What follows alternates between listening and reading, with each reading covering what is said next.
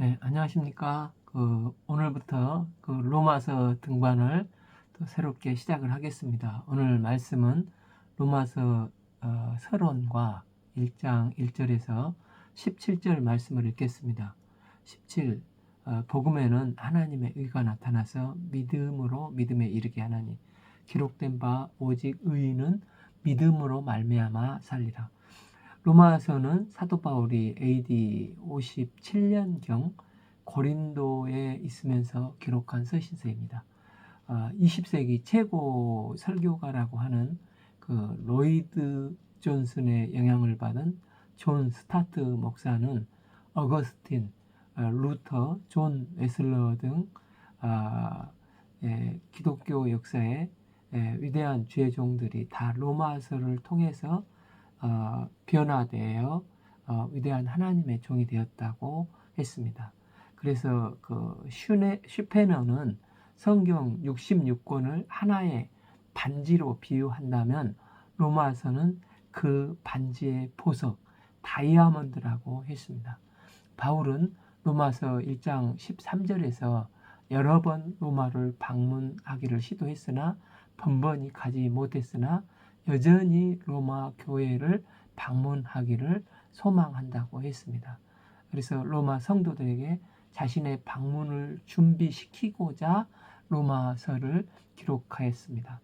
로마서의 이 배경은 사도 바울이 3차 전도 여행을 거의 마치고 마게도니아와 아가야 지역에서 이제 예루살렘 교회 구제를 위한 헌금을 모금해서 마침 고린도 교회가 또 문제가 해결됐다는 소식을 디도로부터 듣고 이제 고린도 교회를 세 번째 방문하고 예루살렘으로 이제 구제 헌금을 가지고 가려다가 약 3개월 그곳에 머물면서 이제 로마서를 기록하고 있습니다. 이 로마서의 기록 목적은 로마서 1장 11절에서 15절을 보면 무엇보다도 바울이 로마 교회를 방문하기 앞서 그 성도들의 믿음을 굳게 하기 위해서, 굳게 돕기 위해서 쓰는 목적이 있었습니다.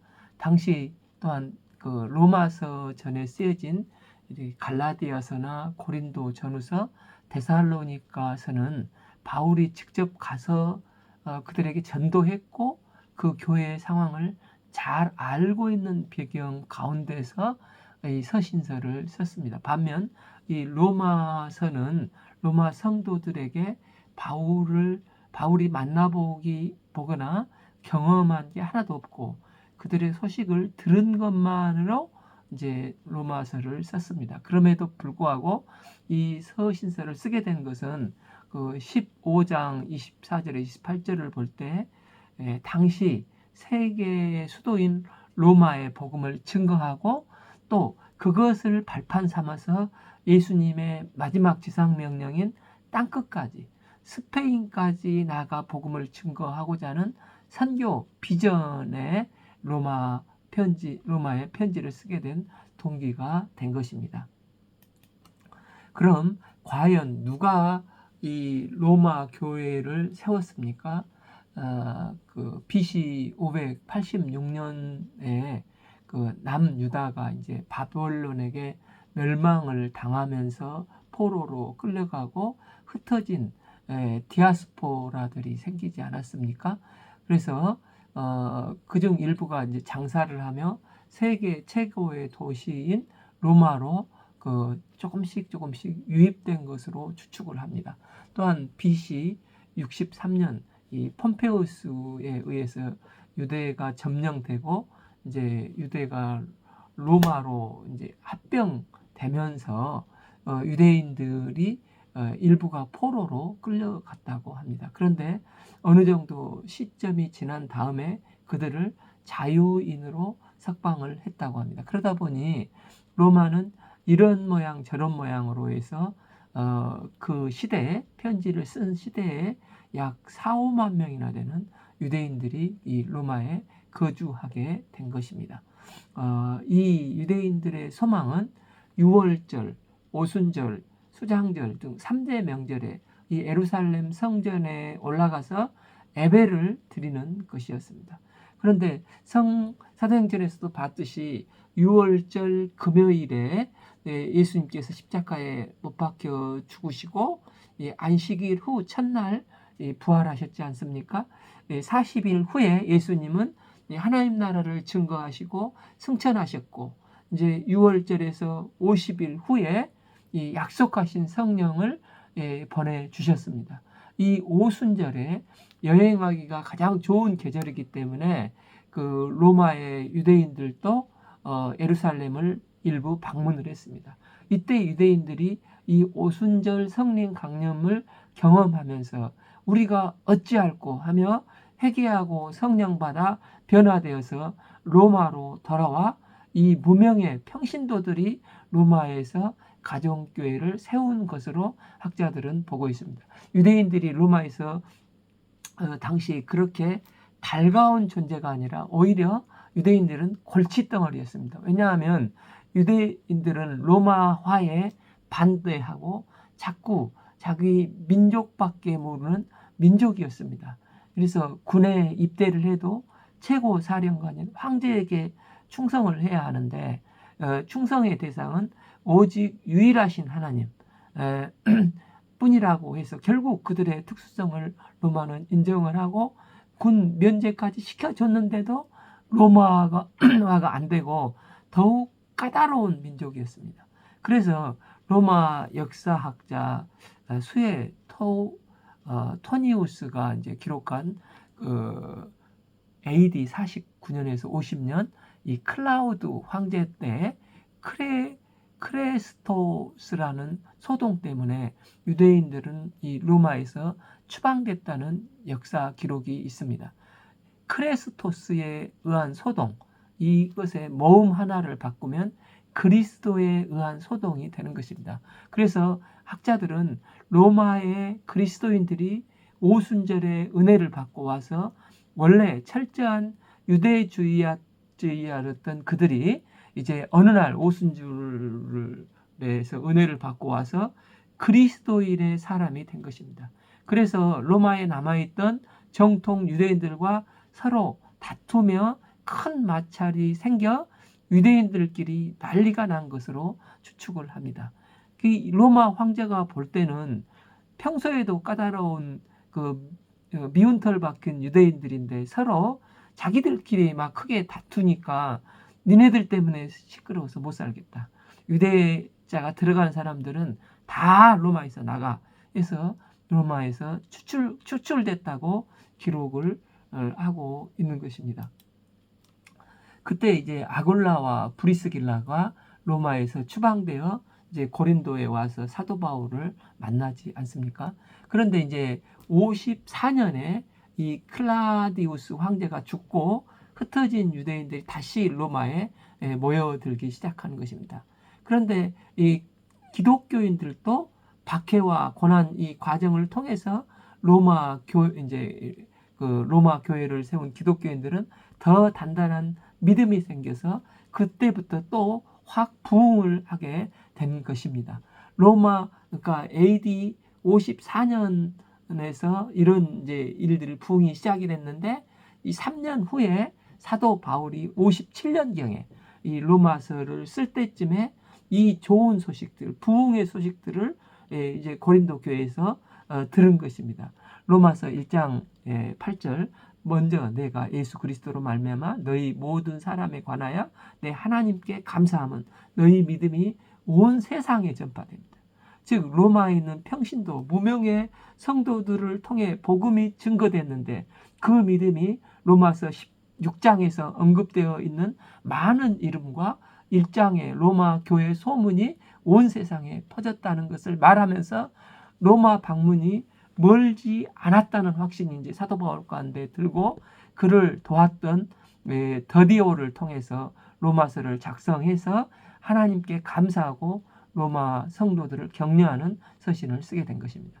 그래서 로마서의 주제는 로마서 1장 17절 복음에는 하나님의 의가 나타나서 믿음으로 믿음에 이르게 하나니 오직 의인은 믿음으로 말미암아 살리라 함과 같으니라. 이 구절에 나타난 의로움, 믿음, 삶이라는 주제는 로마서를 이해하는데 중요한 역할을 합니다. 그래서 오직 믿음으로만 의롭게 된다는 인신칭의입니다.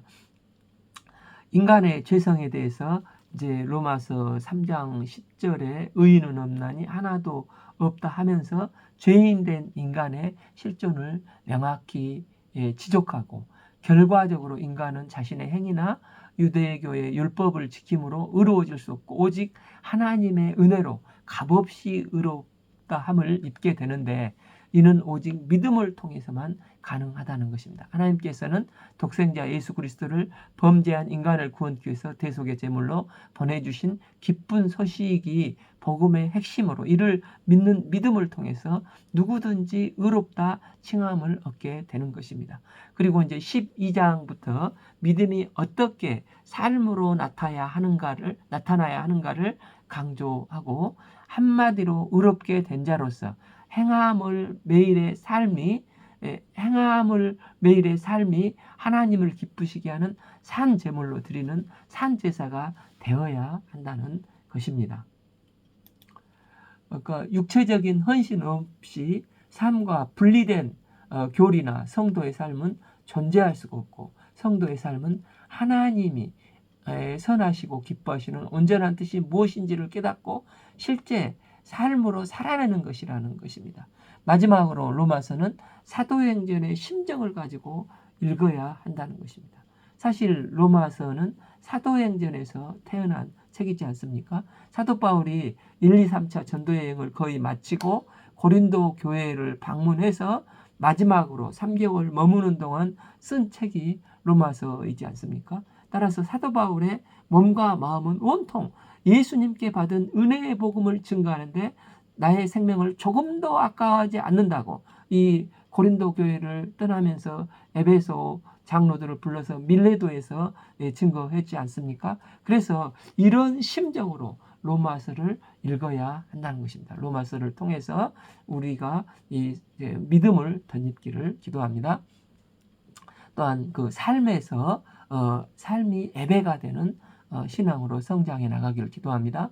1. 예수 그리스도의 종 바울은 사도로 부르심을 받아 하나님의 복음을 위하여 택정함을 입었으니, 바울은 여기서 자기의 여기서 세 가지 정체성을 소개하고 있습니다. 첫째, 예수 그리스도의 종이라고 소개하고 있습니다. 종은 헬라어로 둘로스, 즉 노예라는 뜻입니다. 노예란 무엇입니까?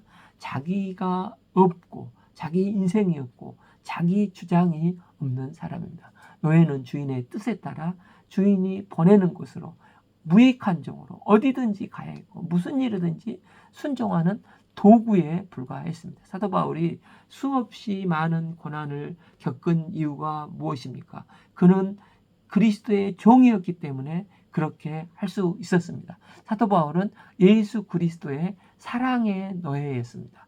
또한 사도 바울은 사도로 부름을 받았다는 것입니다.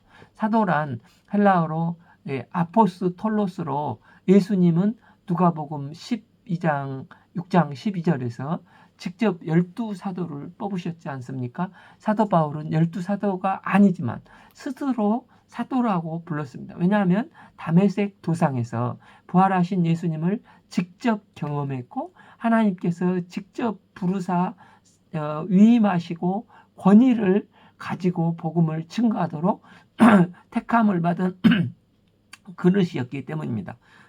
바울은 예수 그리스도와 관계되는 종으로 겸손함을 표현하고, 또 하나님과 관계에서는 예수님의 보내심을 받은 사도로서 세상에 대해서는 사도로 보내심을 받았다는 것입니다. 또한 사도 바울은 하나님의 복음을 위하여 택정함을 입었다는 것입니다. 이 택정함은 구별된 바리새인의 어근에서 나왔다고 합니다. 바울은 갈라디아서 1장 15절에서 그러나 내 어머니의 태로부터 나를 택정하시고 그 은혜로 나를 부르신 이가 증거하면서 이제 에레미야 1장 5절과 대비해서 하나님께서 어머니의 태로부터 나를 택정하시고 이방인에게 복음을 증거하기 위해 부르셨다고 했습니다.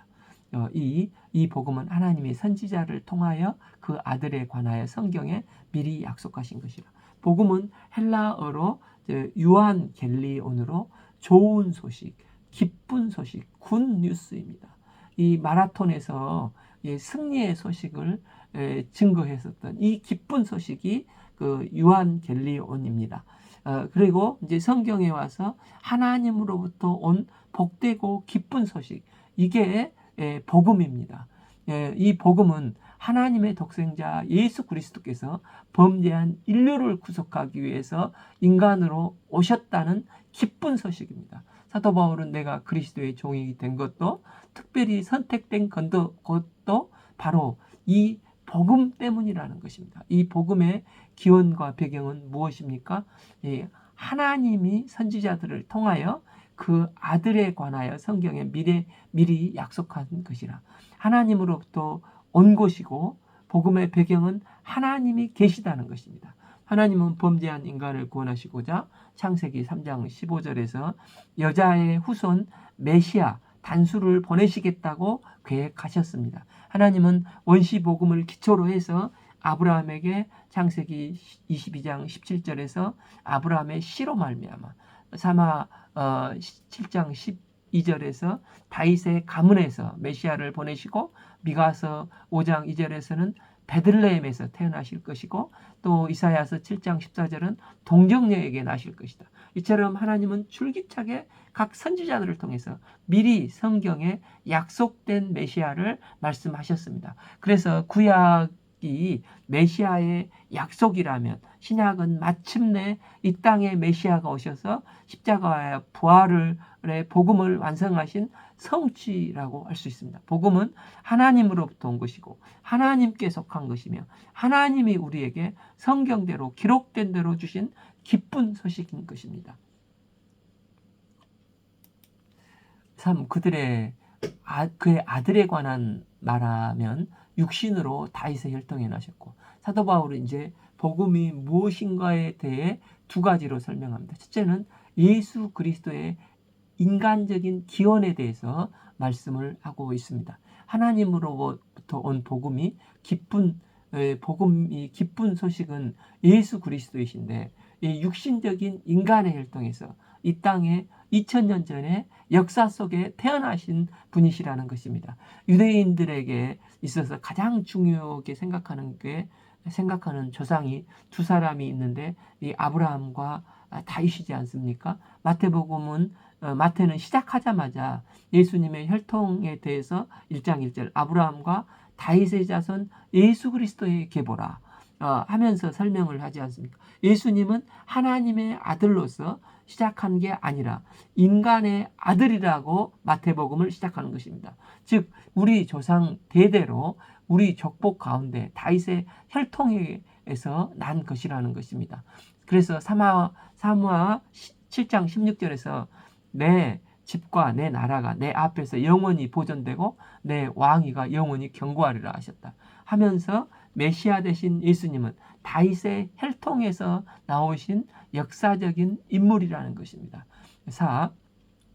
성결의 영으로는 죽은 자들 가운데서 부활하사 능력으로 하나님의 아들로 선포되셨으니 곧 우리 주 예수 그리스도시니라. 여기서 육신이란 말 대신에 영이란 말을 쓰고 있습니다. 성결의 영으로 그는 죽은 자 가운데서 부활하여 능력으로 하나님의 아들로 선포된 분이라는 것입니다. 이 세상에서 존재했던 인간들은 다 죽었지 않습니까? 그러나 예수님은 하나님으로부터 오신 분이시기 때문에 죽은 자들 가운데서 부활하셨습니다. 부활하셨다는 것은 그분이 곧 하나님이시고 하나님으로부터 오셨다는 것입니다. 그래서 복음이신 예수 그리스도는 첫째는 참 사람이심과 동시에 둘째는 참 하나님이시라는 것입니다.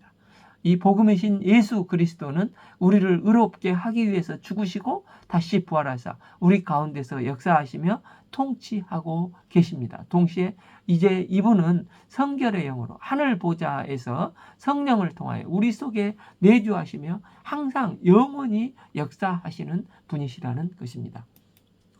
이로 말미암아 우리가 은혜와 사도의 직분을 받아 그의 이름을 위하여 모든 이방인 중에 믿어 순종케 하나니 너희도 그들 중에 예수 그리스도의 것으로 부르심을 받은 자니라. 바울은 우리가 그리스도로 말미암아 은혜와 사도의 직분을 받았다고 했습니다. 바울은 거룩하신 하나님 앞에서 자신의 행위를 볼 때 하나님 앞에 은혜 받을 자격이 없고 오직 심판받아 마땅한 죄인이었습니다. 그러나 예수님은 이런 바울을 일방적으로 다메섹에서 만나주시고 구속의 은혜를 베풀어 주셨습니다. 고린도 전서 15장 10절 그러나 내가 나된 것은 하나님의 은혜로 된 것이니 내게 주신 이 은혜가 헛되지 아니하고 내 모든 사도보다 더 많이 수고했으나 내가 한 것이 아니로 이것도 오직 나와 함께 하신 하나님의 은혜로다. 복음의 목적은 그 이름을 위하여 즉 예수님의 영광을 위해서 사는 것입니다. 사람들은 사소한 것에 목숨을 걸려고 할 때가 많이 있습니다. 돈 몇 푼 때문에 또 알량한 자존심과 또 명예 때문에 목숨을 겁니다. 그러나 사도 바울의 삶의 목적은 그 이름을 위하여 예수님의 영광을 위해서 사는 삶을 살았습니다. 그래서 켈빈도 2대 삶의 목적이 하나님 앞에서 인사이트 오브 갓 하나님의 영광을 위해서 for the glory of God 이게 하나님의 영광을 위해서 살았습니다. 7. 로마에서 하나님의 사랑하심을 받고 성도로 부르심을 받은 모든 자에게 하나님 우리 아버지와 주 예수 그리스도로부터 은혜와 평강이 있기를 원하노라. 사도 바울은 자신이 사도됨과 성도를 분리하면서 말하는 게 아니라 사도된 내가 가지고 있는 모든 것들이 너희들에게도 동일하게 있다고 로마 성도들에게 말을 합니다. 그래서 교회의 속성에 대해서 말할 때 그 종교 개혁자들은 4가지를 말하는데 첫째, 교회에는 통일성이 있고 즉 교회는 하나다. 둘째, 교회의 구별성으로 교회는 세상과 구별된다는 것입니다. 셋째, 교회는 보편성입니다. 오직 예수 그리스도로 우리를 믿기만 하면 누구든지 구원을 받는 보편성이 있는 것입니다. 마지막으로 사도성입니다. 그래서 사도 바울이 가지고 있는 정체성과 사명과 교회의 모든 은혜와 축복들은 동일하게 저희들에게 또 로마 성도들에게 똑같이 있는 것을 말을 하고 있습니다. 8. 먼저 내가 예수 그리스도로 말미암아 너희 모든 사람에 관하여 내 하나님께 감사함은 너희 믿음이 온 세상에 전파됨이로다. 바울이 고린도의 서신서를 쓰면서 무명의 평신도들에게 들이 개척한 교회 로마 교회의 성도들의 믿음 생활에 대한 소문이 온 세상에 알려 있음을 감사하고 있습니다. 구체적으로 그가 가보지 않았지만 18, 16장에서 로마 교회의 믿음의 기둥 같은 성도들을 일일이 열거하고 감사하고 그들의 안부를 묻고 있는 것입니다. 내가 그의 아들의 복음 안에서 내 심령으로 섬기는 하나님이 나의 증인이 되시거니와 항상 내 기도에 쉬지 않고 너희를 말합니다. 사도 바울은 로마 성도들을 위하여 쉬지 않고 기도했다고 간증을 합니다. 바울은 가본 적이 없지만 로마 성도들을 위해서 쉬지 않고 끊임없이 하나님의 증인이 되실 만큼 그들을 위해서 중보 기도를 하고 있는 것입니다. 세상에서 이렇게 중보 기도한 것보다 더 귀한 사랑의 고백은 없습니다. 사랑의 표현은 구체적인 사랑의 표현은 기도입니다. 우리가 이웃들과 또 세계 선교와 또 자녀들을 위해서 끊임없이 사랑의 표현을 하는 기도의 사람들이 되길 기도합니다. 10. 어떻게 하든지 이제 하나님의 뜻 안에서 너희에게로 나갈 좋은 길을 얻기를 구하노라. 사도 바울이 로마에 가고자 한 이유는 로마 교인들의 믿음을 도와주고자 하는 것입니다. 그들은 무명의 전도자들에게 복음을 받았기 때문에 복음의 핵심적인 내용은 알지만 풍성함을 아직 모르기 때문에 사도 바울은 복음의 이 풍성함을 소개해주고 싶은 간절한 마음으로 어찌하든지 나아갈 좋은 길을 얻기를 구하고 있는 것입니다. 그래서 10일 내가 너희 보기를 간절히 원하는 것은 어떤 신령한 은사를 너희에게 나누어 주어 너희를 견고케 하려 함이니. 사도 바울은 신령한 은사를 그들에게 나누어 주어 그들의 믿음이 이전보다도 더 강건해지고 더 견고해지게 하기 위해서 여러 번 로마 가고 싶어 했다고 하는 것입니다. 12. 이는 곧 내가 너희 가운데 너희와 너희 마음 믿음으로 말미암아 피차 안위함을 얻으려 함이라. 즉 우리가 믿음을 가지고 있지만 서로 확인하는 과정이 필요하고 믿음 가진 사람들끼리 서로 고백하고 권면하고 위로함으로 말미암아 사랑과 선행을 격려하면서 나가기를 원한다는 것입니다. 아무리 믿음이 있다 할지라도 혼자 오랜 기간 있으면은 외롭고 또 흔들리기 쉬운데 피차 서로 위로하고 연합하고 기도하고 기도 제목을 나누고 격려하면은 새 힘과 또 위로와 큰 비전과 목적이 분명해지지 않습니까? 13. 형제들아 내가 너희 여러 번 너희에게 가고자 한 것을 너희가 모르기를 원치 아니하노니 이는 너희 중에 서로 다른 이방인 중에서와 같이 열매를 맺게 하려 함이로되 지금까지 길이 막혔도다. 그러나 사도 바울은 결코 포기치 않았습니다. 왜입니까? 14. 헬라인이나 야만이나 죄 있는 자나 어리석은 자에게 다 내가 빚진 자니라. 사도 바울은 항상 빚진 자의 마음이 있었습니다. 빚진 자의 심정은 참 무겁고 빚을 갚아야 하기 때문에 늘 송구스럽고 죄송스러운 마음에 큰 돌덩어리를 하나 놔둔 미안한 마음이 드는 것입니다. 누가 뭘 하지 않아도 항상 이것이 그 빚진 자의 마음입니다. 바울은 유대교에서 태어났고 바리새인 중에 바리새인으로 가말리알 문화에서 수학했던 사람입니다. 그는 누구보다도 율법에 열심히 있었습니다. 그는 그래서 그 율법에 열심일 때 하나님을 기쁘시게 한다고 생각했습니다. 그리고 이단이라고 확신했던 그리스도인들을 핍박하는 데에서 이것이 하나님을 기쁘시고 것이라고 생각했고 스테반을 돌로 쳐 죽이는데 증인으로 동조를 했습니다. 그런데 돌 맞아 죽어가는 스테반은 환한 천사의 얼굴을 맞이하면서 죽어가는 것이 그에게는 너무나 큰 충격이었던 것 같습니다. 이에 자기 딴에는 하나님 앞에서 더 열심을 내서 이제는 예수 믿는 사람을 핍박하며 잔멸하라고 외국까지 출장을 가다가 다메섹 도상에서 그는 부활하신 예수님을 만나고 그의 영적인 눈이 뜨이고 그의 마음의 변화가 되어 그에게 크신 놀라운 은혜를 받게 되었습니다. 그는 이 하나님께 늘 큰 빚진 자의 마음이 있었습니다. 그래서 바울은 늘 이렇게 간증을 했습니다. 디모데전서 1장 15절 미쁘다 모든 사람이 받을 만한 이 말이여 그리스도 예수께서 죄인을 구원하시려고 세상에 임하셨도다. 죄인 중에 내가 괴순이라. 그러면서 바울은 누구에게 빚을 졌다고 말합니까? 예수님께 빚졌다고 표현하지 않고 헬라인이나 야만이나 죄 있는 자나 어리석은 자에게 내가 빚진 자라고 말을 하고 있습니다. 빚은 이제 두 가지가 있습니다.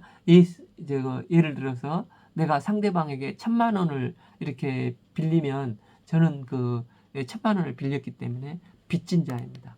그런 상대방이 또 갑자기 멀리 떠나야 하는 일이 생겨서 누구에게 이게 500만 원씩 나눠서 갚아달라고 그러면 나는 그 순간 또 내게 돈을 1,000만 원 빌려준 상대방에게 빚진 마음일 뿐만 아니라 또 줘야 될 두 사람에게도 빚진 자의 심정이 드는 것입니다. 바울이 지금 이렇게 말하고 있는 것입니다. 나는 하나님께서 나에게 주신 복음을 야만인이나 죄 있는 자나 헬라인이나 어리석은 자에게 복음을 전달하기 전까지는 내가 정말 빚진 자라는 것입니다. 사도 바울이 진 빚은 주님으로 받은 은혜와 사랑의 빚입니다. 우리도 주님께 1만 달란트의 빚을 탕감받은 자처럼 큰 은혜의 빚을 진 자들입니다. 우리가 일생 이런 빚진 자의 마음으로 나아가 사랑하는 사람 또 이웃들에게 가족들에게 복음을 증거하는 삶을 살 수 있기를 기도합니다.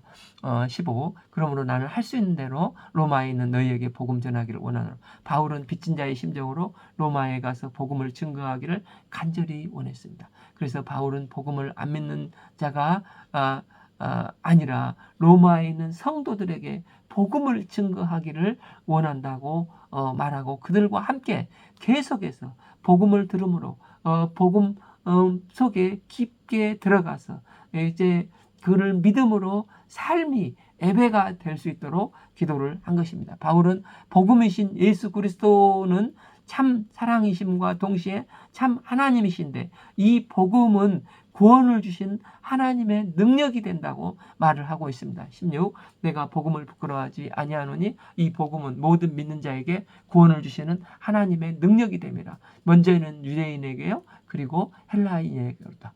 이 복음은 우리를 죄와 사망의 늪에서 건져내는 능력이 있다는 것입니다. 복음은 우리를 죄로부터 건져냈습니다. 우리는 본질적으로 하나님의 진노의 자식이었습니다. 그런데 복음이신 예수 그리스도의 십자가가 내 대신 내 대신 십자가에서 저주를 받으심으로 저주를 받으시고 피 흘려 죽으심으로 우리를 대속해 주셨습니다. 세상 죄를 지고 가는 하나님의 어린 양 예수님의 십자가가 대속의 은혜를 통해서 우리를 죄의 형벌과 저주에서 완전히 벗어나 구원의 은혜를 덧입게 된 것입니다. 또한 인간에게 있어서 삼중 죽음이 있습니다. 첫 번째 영적으로 하나님과 관계가 단절된 상태의 죽음이 있습니다. 그래서 우리는 이 땅에 태어나자마자 모든 사람은 하나님과 영적인 관계가 끊어져 분리된 상태에서 태어났습니다. 또 하나의 죽음은 육체적인 죽음입니다. 마지막 죽음은 영원한 죽음입니다. 우리의 몸과 영혼이 고통스러운 곳에서 고통받으며 영원히 살아갈 수밖에 없는 우리는 저주받은 인생이었습니다. 인간은 영적으로 태어나고 점점 죽음을 향해 가다가 육체적으로 죽으면 영원히 죽음에 빠지는 진노의 자식의 존재가 나의 모습이었습니다. 그러나 복음이 이러한 삼중 죽음의 저주에서 우리를 건져내 주셨다는 것입니다. 복음이신 예수님의 그 피의 공로로 거듭나는 순간 구원의 은혜를 베푸사 하나님과 단절된 관계가 그 피를 믿음으로 말미암아 관계가 회복되어서 영생의 새 생명으로 살아나사 복음은 우리를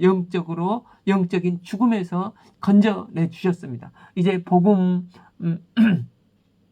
이 복음이 육체의 죽음의 의미를 이 복음이 이제 육체의 죽음의 의미를 바꿔버렸습니다. 지금까지 육체의 죽음은 곧 영원한 죽음으로 이어지는 문이었지만 이제 이 복음을 통해서 육체의 죽음이 영원한 하나님 나라 천국으로 들어가는 구원의 문이 되었습니다. 이로 복음은 우리를 영적으로 살렸고 죽음 이후에 영원한 하나님 나라로 들어가는 능력이 되었습니다. 17. 복음에는 하나님의 의가 나타나서 믿음으로 믿음에 이르게 하나니 기록된 바 의인은 믿음으로 말미암아 살리라 함과 같으니라. 처음 아담은 하나님의 형상으로 지음받았기 때문에 의와 거룩함만 있었습니다. 그러나 범죄한 순간 하나님 앞에 설 수 없게 되었습니다. 그래서 이 거룩하신 하나님은 복음이신 예수를 통해서 그를 믿는 자를 의롭다 칭하여 주셨습니다. 죄인이었던 자신을 믿을 때 의인으로 칭해서 불러주신 것입니다. 이것이 복음입니다. 이 복음은 믿음으로 역사하는 하나님의 능력이 된 것입니다. 이 복음은 우리가 행위에 의해서 주어진 게 아니라 오직 믿음으로 역사한다는 것입니다. 이 믿음은 내가 믿는 믿음이 아니고 하나님께서 우리 속에 쏙 집어넣어 주신 선물의 믿음으로 사는 것입니다. 그런데 또한 이 믿음은 무슨 믿음입니까?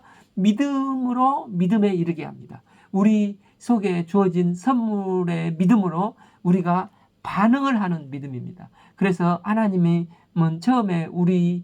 처음에는 죄인에게 믿음을 요구치 않으십니다. 죄인인 우리가 스스로 믿음을 만들 수 없기 때문에 믿음을 선물로 주시는 것입니다. 이후에 하나님은 계속해서 우리에게 믿음을 요구하십니다. 내 속에 있는 믿음이 자라고 역사하길 바라신 것입니다. 마치 그 수도꼭지까지 물이 꽉 차 있지만 내가 물을 만들 수가 없습니다. 내가 물을 꺼내 가져갈 수도 없습니다. 내가 물을 먹으려면 꽉 차 있는 수도꼭지를 틀을 때 그 물이 콸콸콸콸 쏟아져 나오지 않습니까?